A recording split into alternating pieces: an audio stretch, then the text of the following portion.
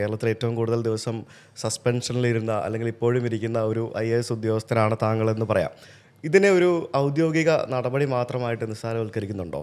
ഇല്ല, ഞാൻ ഇതിനെ കാണുന്നതെന്ന് വെച്ചാൽ നമ്മുടെ സിസ്റ്റത്തിനകത്തുള്ള ഇൻജസ്റ്റിസ്, റൂൾ അനുസരിക്കാതിരിക്കാനുള്ള ഒരു പ്രവണത, നമ്മളെ നിയമങ്ങളെ കാറ്റിൽ പറത്താം ഓൺലി ബിക്കോസ് നമ്മൾ മേലെയാണ്, നമുക്ക് അധികാരമുണ്ടെന്ന് വിചാരിച്ചിട്ട് നമുക്ക് എന്തും ആവാം. ആ ഒരു പ്രവണതയുണ്ടല്ലോ, ഇത് സൊസൈറ്റിയെ മൊത്തം ബാധിക്കുന്ന ഒരു വിഷയമാണ്.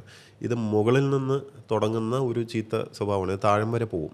ഇങ്ങനെ ഇതൊരു എക്സാമ്പിൾ അല്ല, ഇത് you are setting an example. ഇപ്പോൾ ഇതുപോലെ എല്ലാവരും പെരുമാറാൻ തുടങ്ങിയാൽ എങ്ങനെയിരിക്കും? അത് അധികാരം എന്ന് പറഞ്ഞു കഴിഞ്ഞാൽ അതിൻ്റെ കൂടെ റെസ്പോൺസിബിലിറ്റി ഉണ്ട്. റൂൾ അനുസരിക്കണം എന്നുള്ളത്, റൂൾ ഓഫ് ലോ എന്ന് പറഞ്ഞ കോൺസെപ്റ്റ് അതല്ല. നമ്മൾ ഹയറാർക്കി ഓഫ് ലോ ബഹുമാനിക്കാൻ പഠിക്കണം. ആദ്യം ഭരണഘടനയാണ് ഏറ്റവും പ്രധാനം എന്ന് മനസ്സിലാക്കണം. അതിൻ്റെ താഴെ അങ്ങനെ ഒരു ഹൈറാർക്കിയെ ബഹുമാനിക്കാൻ പഠിക്കാത്തത് കൊണ്ടാണോ താങ്കളെ സസ്പെൻഡ് ചെയ്തത്? ഞാൻ ഹയറാർക്കി ഓഫ് ലോ ആണ് അനുസരിക്കുക. പലതരം ഹൈറാർക്കി ഉണ്ടല്ലോ. ഹയറാർക്കി ഓഫ് പീപ്പിൾ അല്ല. ഓക്കെ, അങ്ങനെയാണ് ഇത്. കാരണം ഇത് രാജഭരണമല്ല, ഇത് ജനാധിപത്യമാണ്. ജനാധിപത്യത്തിൽ ഹയറാർക്കി ഓഫ് ലോ ആണ്. ഏറ്റവും പ്രധാനം കോൺസ്റ്റിറ്റ്യൂഷനാണ്. കോൺസ്റ്റിറ്റ്യൂഷൻ്റെ കീഴിൽ പാർലമെൻറ്റ് പാസ്സാക്കുന്ന നിയമങ്ങളുണ്ടാവും, പിന്നെ അസംബ്ലി പാസ്സാക്കുന്ന നിയമങ്ങളുണ്ടാവും, അതിൻ്റെ കീഴിൽ റൂൾസ് ഉണ്ടാവും. റൂളിനും ശേഷമാണ് എക്സിക്യൂട്ടീവിൻ്റെ ഉത്തരവുകൾ.